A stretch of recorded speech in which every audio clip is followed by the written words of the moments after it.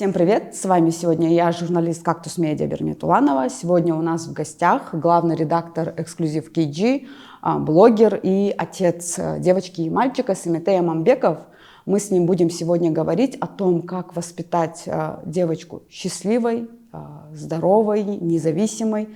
И говоря об этом, мы не ставим цели такой, чтобы дочь там не выходила замуж или вот что-то такое негативное, что воспринимается обществом. Мы просто хотим, чтобы девочки наши не терпели насилие, умели понять, когда против них совершают какие-то неправомерные действия.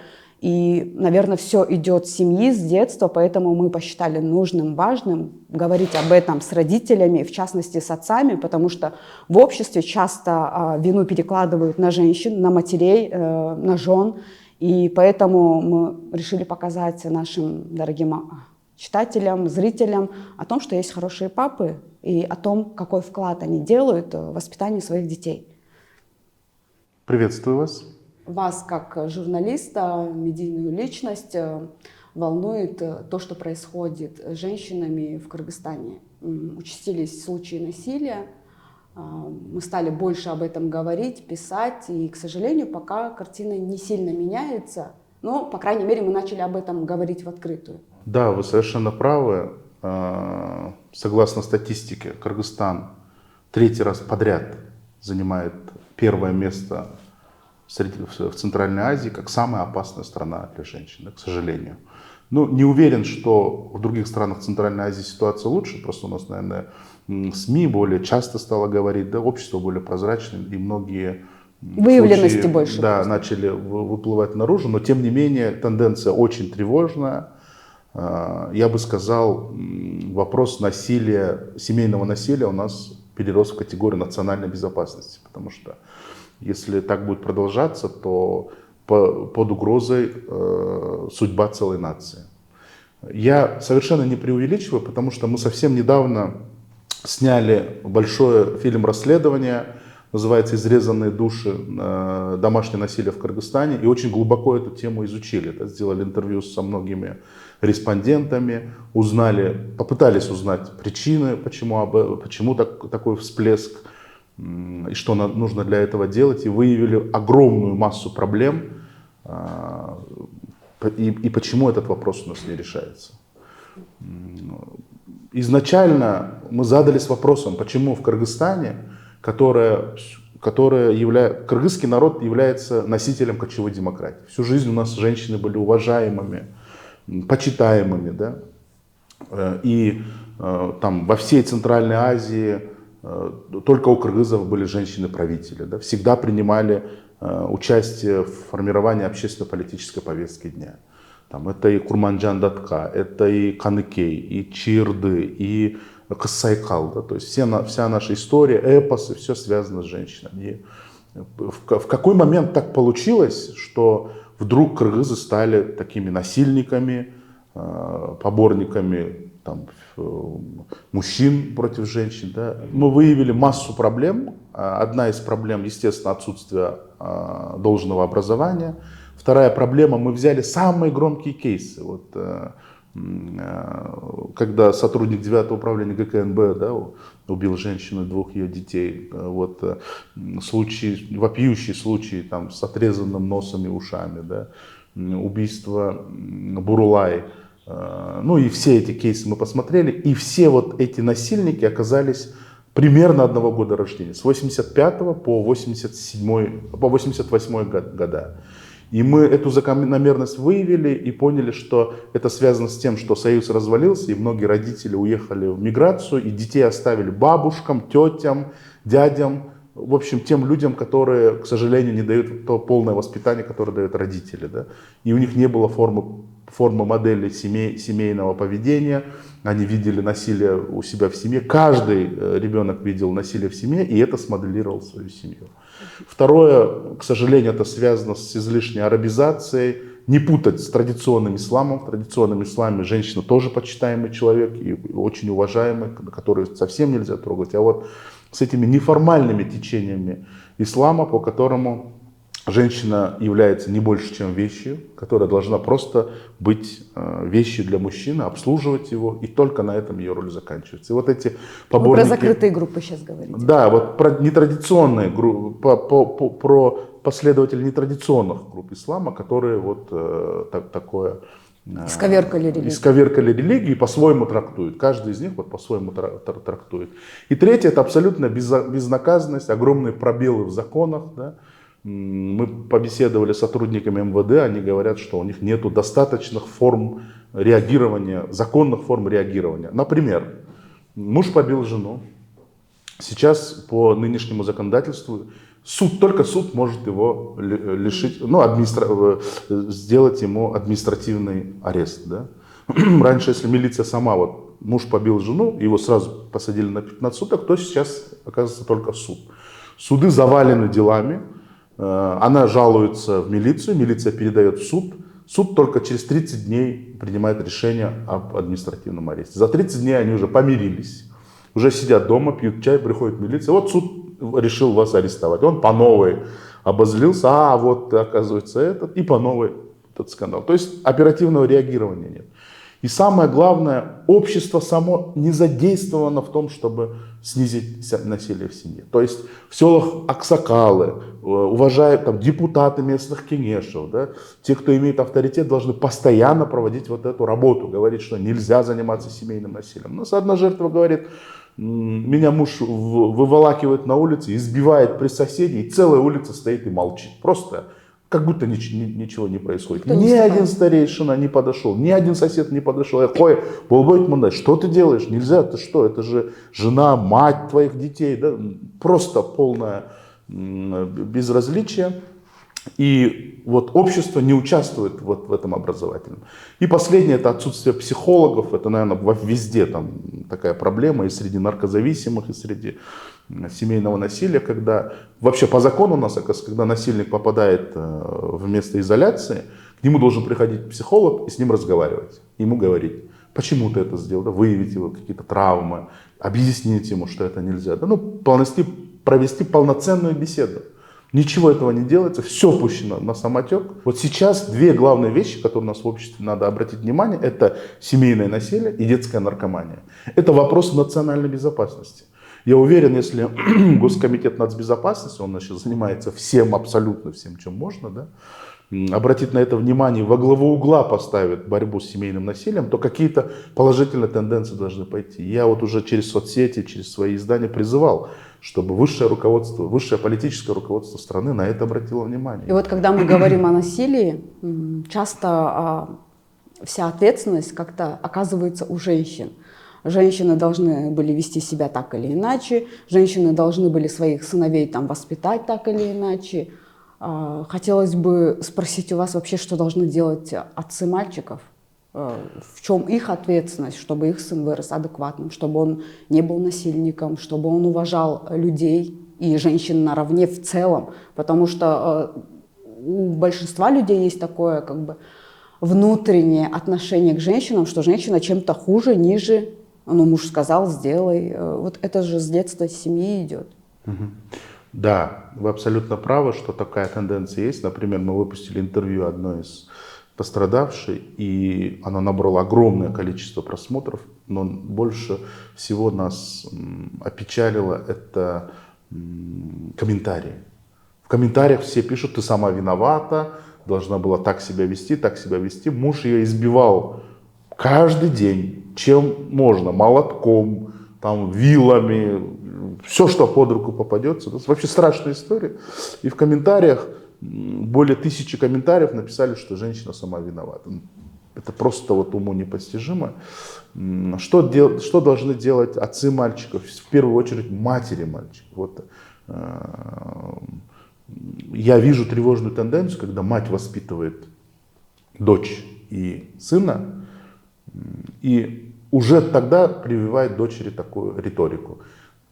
Он не должен там за собой мыть посуду, он не должен там помогать по кухне, это все должна делать девочка. Ты должна обслуживать своего братика или брата. Да?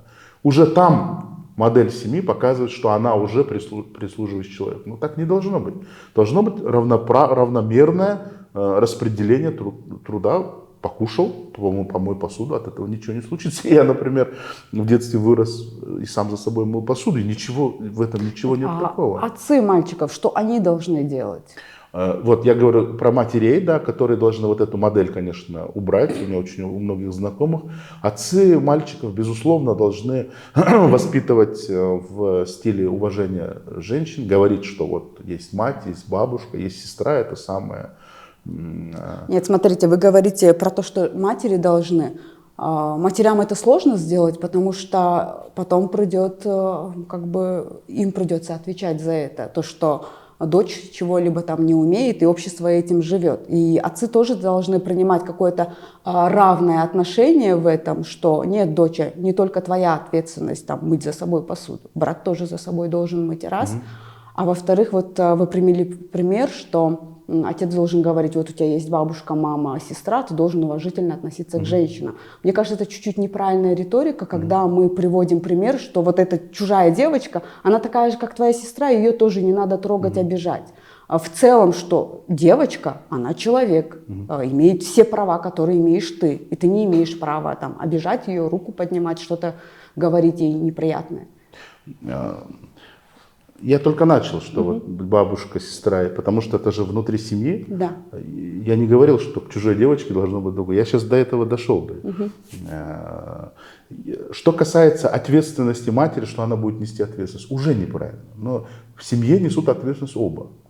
И нет такого, что мать виновата, что там не воспитала не такую дочь. Нет, ну, нужно воспитывать, конечно, чтобы умела очень многое, да, это не только в семейной жизни, это вообще в жизни пригодится, да, очень много разнообразных там профессий, умений и всего, и не надо там говорить, что ты несешь ответственность только за то, что там она там не умеет там посуду мыть или что. Это коллективное, я про это вот, общественное да. настроение, которое накладывает вот эту ответственность на женщин. И они такие ходят, если дочь что-то не умеет, значит, я плохая мама. Вот в этом проблема, коллективная ответственность. Ну что такое коллективная ответственность? Почему мы должны оглядываться на коллектив? Каждый строит свою семью, отсюда надо начинать свой путь. Да? И ответственность лежит одинаково на отце и на девочке.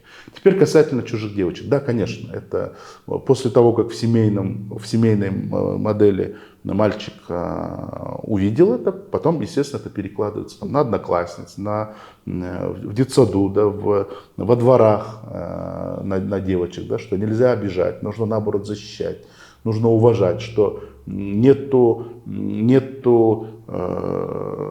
такого же, что там, как ты к мальчикам относишься. Вот у меня, например, дочь дружит исключительно с мальчиками. Ну, так получилось, что во дворе у нее мальчики, да, и они там между собой дерутся, и всегда, когда до нее доходит, ой, эта девочка, там, надо, там, нельзя бить, нельзя пинать, нельзя руку поднимать. Да? Вот это такое отношение, когда их отцы правильную модель поставили. Да? Поэтому, конечно, и к чужим девочкам, и вообще, в принципе, девочкам такое воспитание нужно прививать. А конкретно что отцы могут сделать? Вот мне кажется, сказать сыну, типа, не бей девочек, этого мало. Но больше, наверное, своим каким-то примером показать. Проблема отцов в том, что они постоянно находятся на работе. Когда приходят с работы, постоянно находятся в своих гаджетах. И не ведут диалог с детьми. Что с девочками, что с мальчиками. Это поголовно сейчас. Да? Если раньше был телевизор, то теперь сотовый телефон. Нужно разговаривать. Хотя бы понятно, что невозможно проводить постоянно с детьми из-за того, что там и работа, и все такое, но хотя бы раз в неделю, в полноценные выходные, вот просто отложить его гаджеты, свои гаджеты и просто разговаривать с ребенком по душам. Второе, естественно, это моделирование собственной ситуации, когда на своем примере показываешь. Ну, это так банально как бы не звучало, но, конечно, отсюда уходит. И как я сказал, все жертвы, точнее, все насильники видели насилие в семье. Что отец бьет свою мать, а это моделировали на свою семью. Вот все. Мы опросили 5, по-моему, самых таких жестких кейсов. Во всех 5 жертвы сказали, что их мужья выросли в таких семьях. Когда отец ребенка говорил, ты никто, женщина, ты никто, ты ничего не можешь, и ты должна как вещь быть. Поэтому, конечно, собственная модель. И третье, конечно, это образование. Это образование, это книги, это специализированные, да, какие-то там ролики, фильмы, в котором показывают, в чем роль мальчика и в чем вообще модель счастливой семьи. Как сделать так, чтобы ни ты не сломал семью и ребенка своего не сломал. Да? Постоянно учить и показывать это своему сыну. Вот это, конечно, задача отцов. А вот задача отцов девочек. Что вот, по-вашему, могут родители девочки, в частности отцы, сделать для того, чтобы их дочь выросла счастливой, свободной, независимой, чтобы она не позволяла в отношении себя насилия, чтобы она понимала, что вот если на нее поднимают руку, что это ненормально. И чтобы какую-то опору имела, что ли, в будущем, чтобы вот она доверяла миру этому, но при этом она понимала, где нужно ему противостоять. Опять банальную вещь скажу, что, конечно, отец должен показывать собственной модели, как он относится к маме. Но что меня смутило в последнее время? В случае в Казахстане, вот с Бишимбиевым, да, показал, что когда девочка растет в полноценной счастливой семье, она не может разглядеть насильника. Она думает, что весь мир как ее отец. И это тоже упущение, оказывается. То есть до этого я всегда думал, что если же девочка вырастет примерным отцом, она тоже будет моделировать на мужа. Да, будет моделировать, но не всегда это хорошо, потому что, оказывается, вот она не рассмотрела в нем убийцу. Думала, что такой же, как отец. И такая трагедия случилась. Поэтому мало только показывать свою модель. Надо, во-первых, установить доверительные отношения. Сказать, доча, что бы ни случилось, ты должна сказать мне. Это, я, например, со своей дочерью не только отец, я ее очень близкий друг. Почему? Потому что, опять-таки, вот те жертвы, с кем мы беседовали, им всем отцы и матери открыто сказали, что не возвращайся домой, мы тебя не примем. Муж тебя бьет, это твоей семьи дела, терпи. И на этом они никуда не обращались и просто вынуждены были терпеть. В конце оказались в кризисных центрах. Ни у отцов, ни у матерей в кризисных центрах. Поэтому при первом же признаке насилия, не обязательно даже физическом, даже моральном насилии, надо отцу говорить. И второе, это отец должен, конечно, учить, что в жизни бывает разное, что не только мир не состоит из всех, как твой отец, или мир не состоит, как те мальчики во дворе. Бывает разное. Надо к этому учить уже сейчас. Говорит, что как только появятся первые признаки насилия, нужно сразу уходить. Это вот прям золотое правило, ошибку, которую допускают все. Думают, ой, здесь эмоция, ой, здесь был пьяный, ой, здесь я его сама довела, в следующий раз не будет. Нет. Один раз поднял руку, все. Считай, это потенциальный убийца. Поднял руку, потенциальный убийца. В конце концов, или сделает инвалидом, или убьет. Как только первые признаки насилия, значит, у него проблемы. Он это допускает. Он перешел эту грань, это как наркотики, да, он уже не вернется сюда. И это тоже нужно объяснять. Нужно постоянно образовывать девочку, обучать ее, что она должна быть сильной, независимой, что она должна уметь постоять за себя. Она не должна быть забитой. Но когда женщина независимо сильно себя ведет, тогда мужчины уже этого не допускают. Как бы это уже из практики моего прошлого в правоохранительных органах, да, как бы мужчины не старались бравировать, показывать, что они там сильные, там подавить. Нет, в душе все они трусливые, и при малейшем показании независимости женщины они сразу будут назад. Поэтому надо всегда себя вести, там не грубить, не хамить, но свое мнение отстаивать. Вот эта задача отца, да, помимо своей модели, это установить доверительные отношения и воспитать сильную девочку, которая умеет отстаивать свои принципы и говорит, что мое мнение тоже важно. Не менее важнее твоего мнения. участие в семье. Если этого добиться, я думаю, тогда проблем будет, конечно, меньше. А вот сколько лет вашей девочке? Потому что, наверное, нас смотрят родители девочек, и им будет полезно узнать, вот, с какого возраста, как начинать это строить, потому что это за раз не получится. И один разговор, думаю, тут не сильно сыграет роль. Это нужно, наверное, годами выстраивать такие отношения и прививать своей дочери вот такую силу, скажем. Конечно, любые семейные отношения – это огромный труд.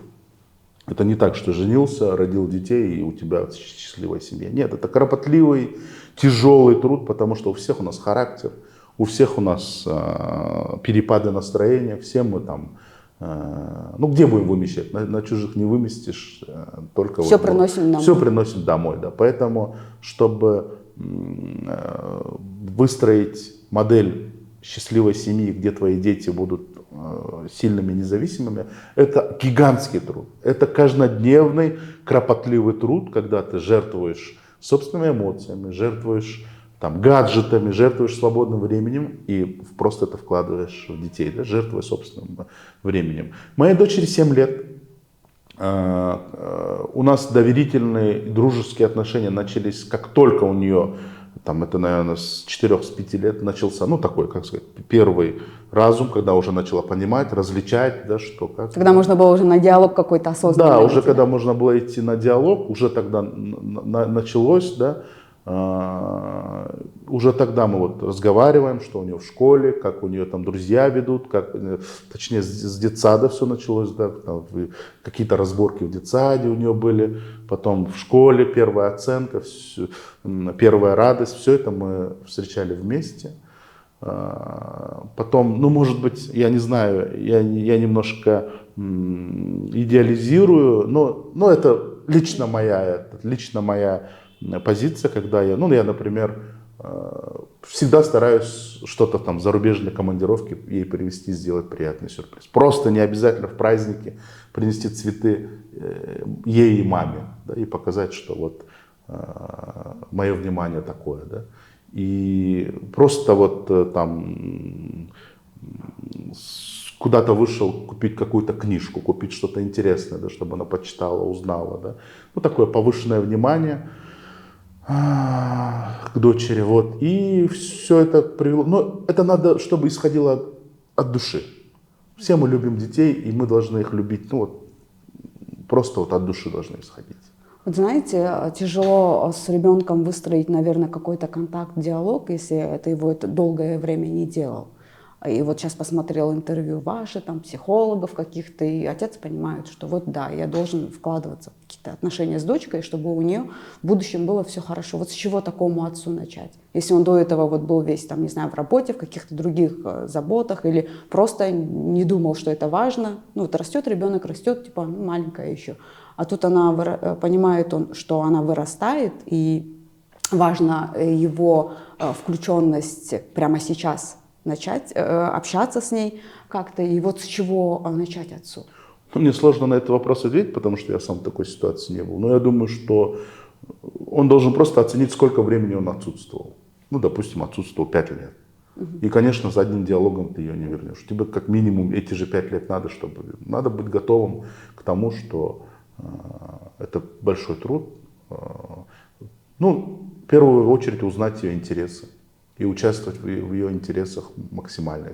Может быть, спорт, или, я не знаю, рисование, пение, что-то там. Говорить, давай я тебе здесь помогу, давай вот это вместе сделаем, давай сюда вместе съездим. Почаще путешествовать вместе. Главное, что у детей откладывается, это когда совместные какие-то поездки, когда ты с папой, с мамой где-то была, куда-то выехала, да, это наиболее откладывается. Куда-то просто вот задвинуть свои дела, сказать, давай вот вместе поедем в горы, я не знаю, в другую страну, если позволяет возможность, да, какие-то их впечатления дать. Но факт в том, что сколько отсутствовал, столько и надо вложить, какие-то точки соприкосновения, общие интересы, чтобы были, да, потому что, ну, разные поколения все-таки.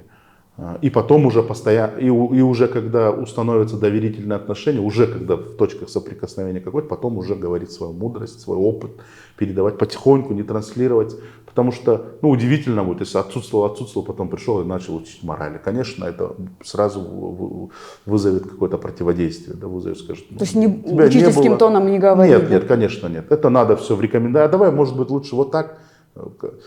Понимаете, почему мы, слово независимость, да? Мы должны своим детям, не только девочкам, вообще своим детям дать свободу выбора. Они должны сами это сделать, но мы должны подсказать. Не говорить им, делай вот так, потому что я так делал. У нас разные пути. Никто не повторяет путь кого-то, у каждого свой путь. Да, у нас есть больше опыта, у нас есть видение гораздо шире, но гораздо важнее воспитать ребенка с критическим мышлением, чтобы он выбирал, чтобы он говорил, и подсказать. Наверное, лучше вот так. Как ты думаешь? Нет, папа, я думаю вот так вот. Хорошо, это тоже вариант. Давай тогда не вот прям вот так, потому что, скорее всего, это неправильно. Хотя бы вот здесь изменим, да? Чтобы ребенок самостоятельно выбирал. Принимать разность ребенка, да, с конечно, его... Конечно. Если мы в детстве уже его забьем, что вот как я сказал, так будет, тогда и муж будет, и свекровь, и свекр будут делать так. Мы сказали, и все, твое мнение не важно. Нет. Человек должен быть самостоятельным, с критическим мышлением. Он должен анализировать и знать. Кругозор должен быть широкий, пошире. Да? Поэтому у нас, например, иногда дочь говорит, абсолютно по мелочам, конечно, но абсолютно нелогичные вещи. Нет, я хочу вот это одеть. Или я хочу вот так сделать. Хорошо, это твой выбор. Вот так сделай, но давай вот хотя бы вот здесь скорректируем. Ладно, скорректируем, но я вот так хочу. И это хорошо. И это хорошо, что она сама делает так, как хочет. И знает, чего хочет. И знает, чего хочет, да. Это гораздо ценнее того, что мы ее научили. А если она будет с критическим мышлением и уже знать, что выбирать, там уже, конечно, гораздо легче ей передавать свой опыт. Конечно, я еще раз говорю, опыт – это очень важно. Но как его передать? Нельзя навязать наши шаблоны, которыми мы жили. Время другое, путь другой. Но, конечно, надо подсказывать. Вот мне очень понравилось то, что вы ранее говорили про то, что нельзя просто ребенка в хороших обстоятельствах растить и показывать, что весь мир такой, что нужно показывать, что мир разным бывает. Вот как это сделать, когда у вас ребенок 7-летний? Тут происходят страшные вещи в стране с женщинами. Вы как-то это дозированно рассказываете ей, что вот такое бывает, и что, как нужно этого избежать? Или как вы подходите к этой теме? Очень хороший вопрос, потому что я, например, за свою журналистскую деятельность и за деятельность в области правоохранительных органов навидался разного. И уверен, что могу дочери очень много рассказать. Конечно, в 7-летнем возрасте те ужасы не расскажешь. Да? Действительно, это должно быть дозировано. Сейчас, конечно, я многое еще ей не сказал, потому что у нее сейчас все в розовом цвете. Все, что надо, это родители, друзья в школе, во дворе побегать. Да?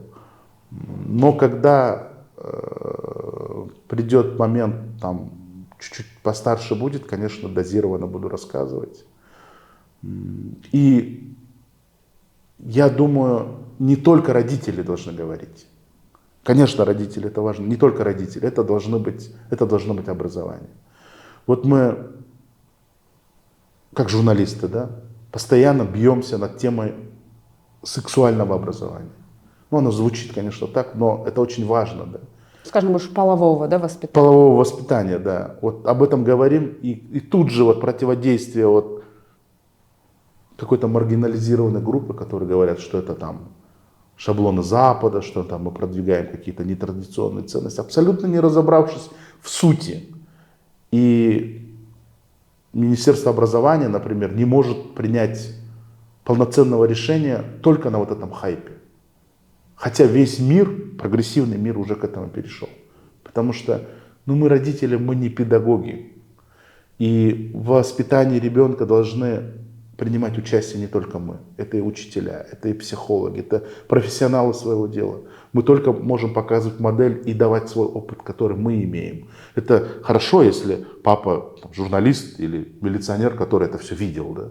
А многие отцы многого не видели, и им нечего какой-то опыт передавать. Как вы говорите, они не понимают даже, а зачем про это говорить? Это же и так понятно, что это плохо, да? Не понимают, что надо вот гораздо глубже копать. Поэтому это должна быть комплексная работа. Одна из тех работ, которые государство должно сделать, это половое воспитание. В школах уже там объяснять им, по каким признакам выявляется насильник, например, да? Какие модели, формы поведения там, у них, какие первые признаки. Это же все наука, это все доказано, да? Это все по уму делается. Поэтому я считаю, что государство должно сделать такой политический шаг. Он не политический, политический в том смысле, что его преодолеть вот этот хайп, да. Потому что, я еще раз говорю, это вопрос национальной безопасности. Вот с такими темпами, реально, если мы вот сколько у нас кейсов было за год, да? И с Бурулай, и с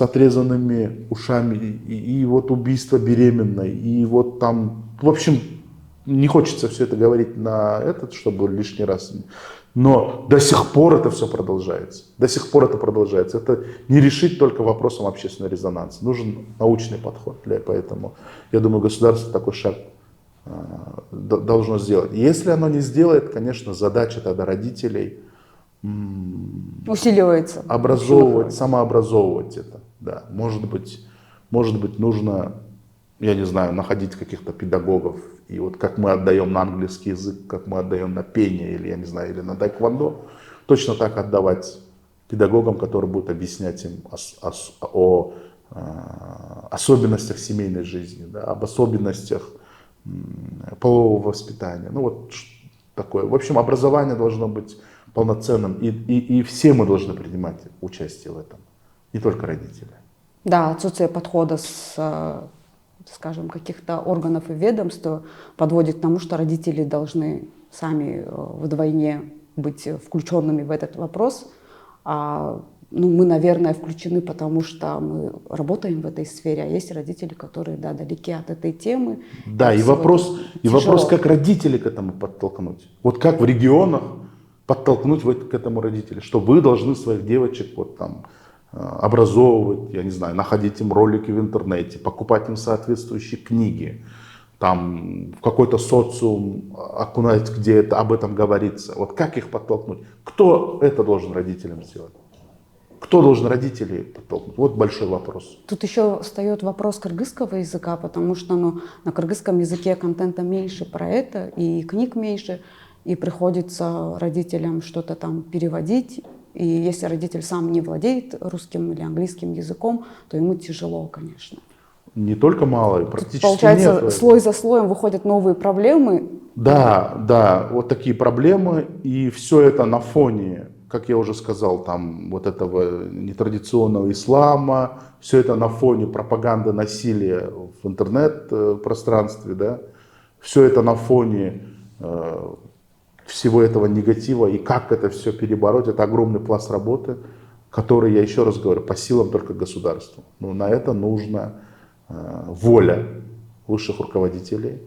Просто вот у нас даже нету концепции, стратегии, как из этого выйти. Нету.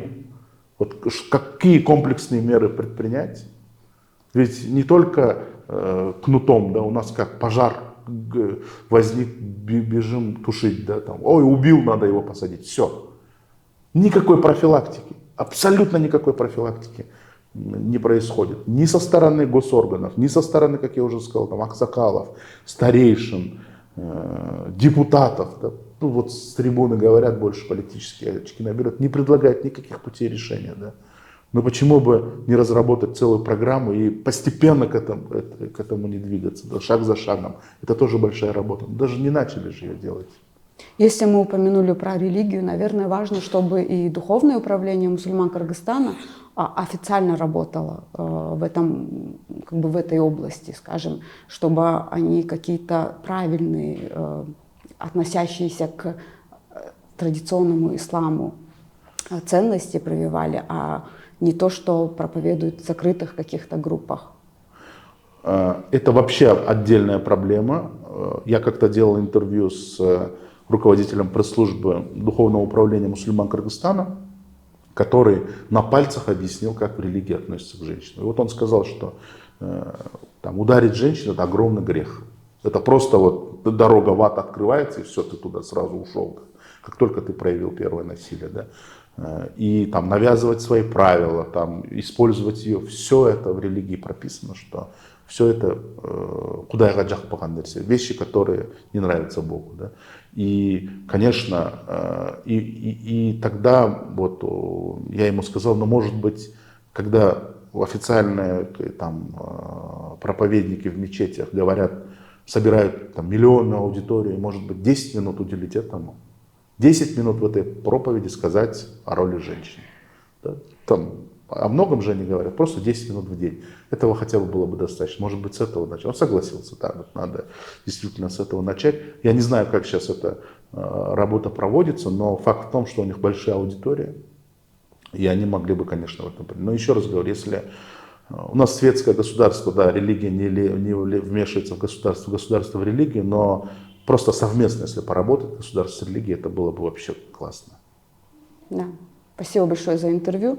Мы пришли к тому, что нужен комплексный подход, а пока такого подхода в государстве нет, родителям приходится делать все самим. Поэтому терпение родителям, желание помочь своему ребенку выбиться в этот мир, жить в этом мире счастливо, будь то это девочка или мальчик. И будем надеяться, что рано или поздно государство придет к тому, что начнет в этой части работать, а пока мы своими силами будем делать все, чтобы наши дети выросли счастливыми, успешными, чтобы у них было все хорошо. Спасибо, что пришли. Согласен. Спасибо вам. До свидания, до новых встреч, ребята.